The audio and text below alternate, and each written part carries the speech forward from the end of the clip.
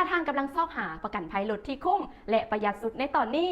รวมทั้งบ่ว่าจะเป็นรถกระบะรถเก๋งรถ SUV หรือรถตู้7 เบาะนั่ง9 เบาะนั่ง12 เบาะนั่งหรือ15 เบาะนั่งรวมยังมีทั้งรถที่แล่นด้วยเครื่องจักรและรถไฟฟ้าขอแนะนำเป็นประกันภัยอีโคนี่เลยตอบโจทย์ให้ทานอย่างแน่นอนถ้าหากประธานเลือกประกันภัยอีโคจะมีความคุ้มกันดังนี้ 1. ความรับผิดชอบทางแพ่งต่อบุคคลที่ 3. ความเสียหายทางด้านทางกายต่ออุบัติเหตุคือถ้าพิการหรือเสียชีวิตมีวงเงินปินปัวอาการบาดเจ็บที่เกิดจากอุบัติเหตุ 2. คุ้มกันผู้ขับขี่และผู้โดยสารในวงเงินสูงยังมีวงคุ้มกันถ้าพิการหรือเสียชีวิตและยังมีวงเงินที่ปินปัวจากการบาดเจ็บที่เกิดจากอุบัติเหตุ 3. คุ้มกันตัวรถที่เกิดจากการต่ำพาหนะที่แล่นด้วยเครื่องจักรหรือรถที่ถึกหลักก็ให้เข้าใจง่ายๆประกันภัยอีโคจะซอยคุ้มครองความรับผิดชอบทางแพ่งบุคคลที่ 3และยังคุ้มครองตัวรถของเขาเองอีกซึ่งเป็นประโยชน์พิเศษที่บริษัทล้านสร้างประกันภัยสนองให้เลยถ้าหากเกิดอุบัติเหตุและรถเป้เพทางบริษัทของเขายังมีบริการลากแกรถไปอู่ซ่อมแปลงให้อีกด้วยแถมค่าธรรมเนียมประกันภัยต่อปีสุดแสนจะประหยัดและคุ้ม